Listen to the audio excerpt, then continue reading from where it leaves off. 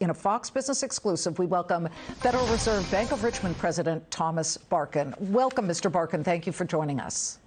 Hi, Liz. Great to be with you. Great to have you. All right, Jamie Dimon playing weathercaster aside, what signs of a coming recession or stormy economic weather do you see right now? Well, as I talk to businesses, they are talking about the risk of recession. But then I always ask the follow-up question, which is, are you changing what you do? And right now, what I'm still hearing is people investing, consumers spending. You can't find a recession in the data, and you can't find it in the actions of executives. So I grew up in Florida. I learned you always prepare for hurricanes, but a lot of them pass and don't hit you. Yeah, you know what? That's a good analogy. I like that. But, you know, as the bankers warn of what they see as a real problem, and they've got clients too, and a lot of customers in business, you know, it coincides with the official start of what you at the Fed are doing, and that, of course, is drawing down the Fed balance sheet, the reducing of the $9 trillion. Starting today, every month till Labor Day, the Fed's going to shrink the balance sheet by $47.5 billion. That jumps up to about $95 billion starting, I believe, after Labor Day. You know, what role does the winnowing of the balance sheet have when it comes to bringing interest rates to the point that you guys need to see them at? Well, I do think it's time, both on rates and on the balance sheet, to normalize where we are. I think with inflation this elevated and the economy still this strong, it just makes perfect sense to do that. I'll say the reduction of the balance sheet is the kind of thing that's relatively new in our experience, and it's still studied in lots of places. But it's clear to me, at least, that it does a little bit more on top of the interest rates to tighten rates and therefore help bring inflation down. So you couldn't say, or can you say, by the end of the year, perhaps, does that equal maybe 50 basis points, which would mean one less Federal Reserve tightening? There's a lot of estimates of this. I have to say, it's hard to find one that's more credible than another. I think Jay used in his press conference maybe 25 basis points a year as a marker for that. But I think the range of estimates is pretty broad on this. This is true. Everybody's got their own calculations. You know, the Fed's longstanding goal has been getting interest rates back to what Jay Powell has said is a neutral position of about 2%. Mr. Barkin, what's your neutral position? Well, neutral is another number that if you look at our estimates of the in the SEP, you'll see a range between 2 and 3.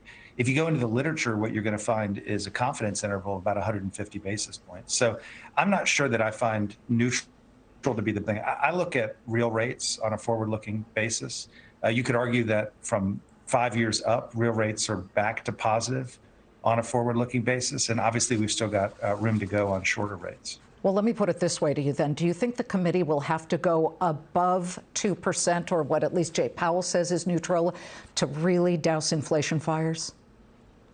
Well, we'll see. Jay laid out a path for the next couple of meetings that I'm perfectly comfortable with. And when we get to the fall, I think we're going to have a lot more information on the strength of the economy. We're going to have a lot more information on the pace of inflation. Those are the two things that I'm paying the most attention to. And the stronger inflation and the stronger the economy, the more the case to do more. And to the extent that the two are weaker, the better the case is to do less. I'm glad that you just brought up paying attention to certain things. The Fed has always said, we don't pay attention to the stock market.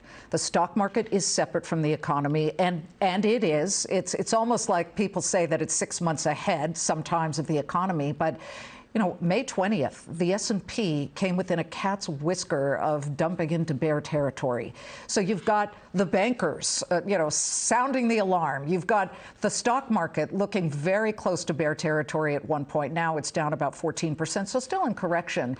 You know, it's easy to say that, but how much does that weigh on there? Because as we started to see a lot of volatility lately, you had Raphael Bostic of the Atlanta Fed suddenly say, well, wait a minute, let's do 50 basis points June and July and then pause by September. And then he kept saying, we have to be sure that we're not reckless. I'm not asking you to comment on a colleague's comments, but I am asking you whether some look at the volatility and get a little wishy-washy when it comes to continuing on the path of rate hikes.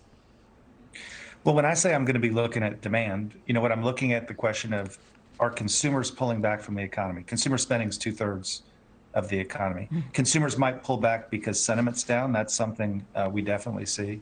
Consumers might pull back because markets crater. If that were to happen, that's something. But I'm really looking less at the driver and more at the result, which is, are consumers pulling back from the economy? If they were, that's the kind of thing I'd want to pay attention to. Aren't they kind of starting to do that? I mean, we heard from Target, we heard from Walmart, we heard from Snap, which is a little bit different considering that's sort of a technology type of company, but they all said that the situation changed markedly beneath their feet. So somebody's seeing something, are they not? I'm still hearing very strong consumer demand at the high end. And at the lower end, what I'm hearing is the start of the kind of trade down you normally see when things get a little tighter. If you look at the PCE numbers from a week ago, they were still extremely strong. Retail sales still look healthy. So no, I'm not seeing yet in the data anything that made me concerned about consumer spending. And you'd still have a significant amount of excess savings and increased net worth since beforehand. So I think the dynamics would support spending.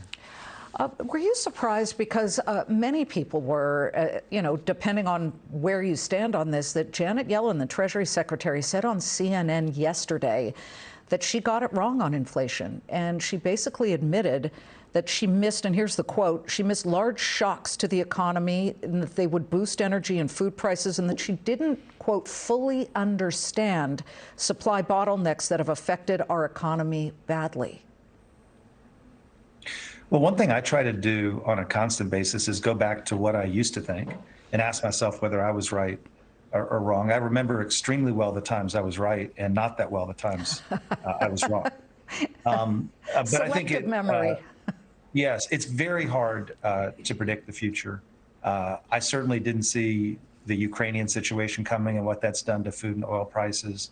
Like many people, I saw the notion that workers would come back to the economy faster as highly likely, and it turned out not to be that. So I think it's an extremely constructive process to take a look back and reflect on what you learned out of it. And I think that's healthy for anybody. And I certainly try to do that myself. Well, to be fair, and to be honest, well before the Ukrainian situation, we started to see inflation, whether it be from the supply chain snafus that were triggered by all of the lockdowns. Certainly China didn't help.